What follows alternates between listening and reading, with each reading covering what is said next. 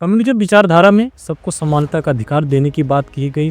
किसी धर्म के साथ कोई भेदभाव करने की कोई बात नहीं की गई। किसी जाति का कोई भेदभाव करने की बात नहीं की गई। और वेस्टर्न में जो कैपिटलिज्म इकोनॉमी थी उसके सबसे घोर विरोधी थे कम्युनिज्म विचारधारा।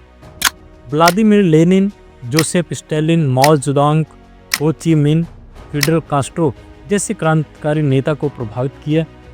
लेकिन यही विचारधारा धीरे धीरे तानाशाही, ह्यूमन राइट और बैन और पुअर इकोनॉमिक परफॉर्मेंस में बदल गई।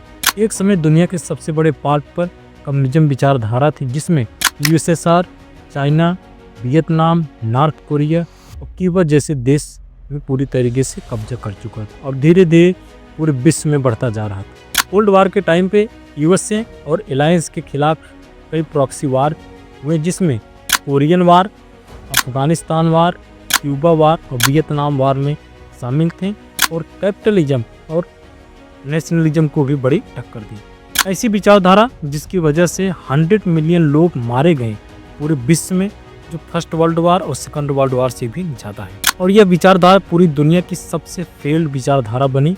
आज कोई भी देश पूरी तरीके से कम्युनिज्म को फॉलो नहीं करता है। कार्ल मार्क्स का जन्म 1818 में जर्मनी में हुआ था, जो एक फिलासफर थे, पॉलिटिकल थियरिस्ट थे, इकोनॉमिस्ट थे, हिस्टोरियन थे, सोशियोलॉजिस्ट थे, जर्नलिस्ट थे, जिन्होंने 1848 में अपने मित्र के साथ में द कम्युनिस्ट मैनिफेस्टो एक किताब लिखी थी और कम्युनिज्म विचारधारा को जन्म दिए।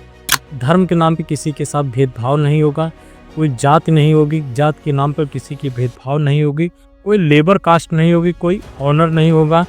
इस हिसाब से सबको समानता का अधिकार देने की बात की गई। और उस समय में यह विचारधारा ने पूरी दुनिया में सबसे तेज़ी से फैलाया था। कोई मालिक नहीं होगा, कोई नौकर नहीं होगा, सब मालिक होंगे और सब नौकर होंगे। इस किताब की सारी बातें आइडियल थी, कोई भी बात पूरी तरह से प्रैक्टिकल नहीं थी और जो पूरी तरीके से पॉसिबल भी नहीं थी। रशियन रिवॉल्यूशन के टाइम पर व्लादिमीर लेनिन ने 1917 में रशियन रिवॉल्यूशन के टाइम पर कहा था, लेबर के पसीने छूटने से पहले उसकी सैलरी मिल जानी चाहिए। और उनके शिष्य जोसेफ स्टालिन ने यूएसएसआर में हाई प्रोडक्शन के लिए फोर्स लेबर कैंप की शुरुआत की, जिसमें 4 to 6 मिलियन लोग मारे गए। उनकी ड्यूटी उस समय पे 18 घंटे की कर दी गई थी। वहाँ पे कोई हेल्थ सिस्टम नहीं था अच्छा, कोई फूड सिस्टम अच्छा नहीं था, कोई वेवेज सिस्टम अच्छा नहीं था। जबकि व्लादिमीर लेनिन ने यह शुरुआत करी थी कि हफ्ते में केवल 5 दिन काम होगा और केवल 8 घंटे काम होगा। लेकिन उनके शिष्य जोसेफ स्टालिन ने पूरी तरीके से उल्टा किया और उन्होंने फोर्स लेबर कैंप की शुरुआत की, जो उनके सबसे बड़े फेलियर में से एक था। कम्युनिस्ट पार्टी के सभी लीडर ने कहा था कि हम जनता की सरकार बनाएंगे और किसानों की पार्टी होगी, लेकिन जब वे सत्ता में थे सभी ने डिक्टेटरशिप को अपनाया। Vladimir Lenin, Joseph Stalin, Mao Zedong, Fidel Castro, हो ची मिन्ह सभी ने जनता को एक तरीके से झांसे में रखा। जब वे सत्ता में आते सभी ने वन पार्टी सिस्टम को शुरुआत कर दी, फ्रीडम ऑफ स्पीच को पूरी तरीके से बंद कर दी, लोगों के ह्यूमन राइट्स को बंद कर दिया, एक करप्ट गवर्नमेंट की शुरुआत करी और पुअर इकोनॉमिक सिस्टम बना।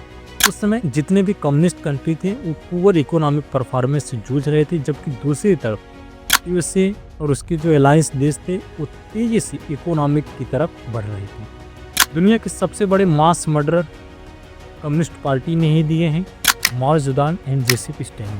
माओ जेडोंग ने the great leap forward policy की वजह से चाइना में 60 मिलियन लोगों की डेथ हुई थी, जबकि यूएसएसआर में जोसेफ स्टालिन के कलेक्टिवाइजेशन और ग्रेट पर्ज की वजह से यूएसएसआर में 40 मिलियन लोग मारे गए थे। सभी कम्युनिस्ट देशों में डिक्टेटर ने अपने न्यू रूल की वजह से मिलियंस ऑफ लोगों को मरवाया था। जहाँ पे कोलंबिया में फील्ड किलिंग की वजह से हजारों लोग मारे गए थे। नॉर्थ कोरिया में मैन मेड फेमाइन को जन्म दिया, वहाँ पे भी लाखों लोगों की मृत्यु हुई थी। वियतनाम में फेमाइन और राइट्स की वजह से भी लाखों लोगों की मृत्यु हुई थी। हो ची मिन्ह जो वियतनाम के लीडर थे, जो 1945 में वियतनाम में आते हैं और कई साल की लड़ाई के बाद फ्रांस और यूएसए को वहाँ से भगा देते हैं और साउथ एंड नॉर्थ वियतनाम को यूनिफाइड करते हैं और वहाँ के सबसे बड़े लीडर बनते हैं। और आने वाले 35 साल में कई मैसाकर हुए। जो लोग कम्युनिस्ट नहीं थे उन्होंने वियतनाम के लोगों को कई साल तक बेवकूफ़ बनाया। वहाँ पर टोटल ऑटोक्रेटिक गवर्नमेंट बनाई, टोटल करप्ट गवर्नमेंट की शुरुआत करी और पूरी तरीके से डिक्टेटरशिप को अपनाया और मिलियंस ऑफ लोगों का नरसंहार हुआ। इस हिसाब से कम्युनिज्म ने पूरी दुनिया में लगभग 150 मिलियंस लोगों के मौत का कारण बना। दोस्तों ये वीडियो आपको कैसा लगा कमेंट सेक्शन में जरूर बताइएगा। Thank you and have a good day.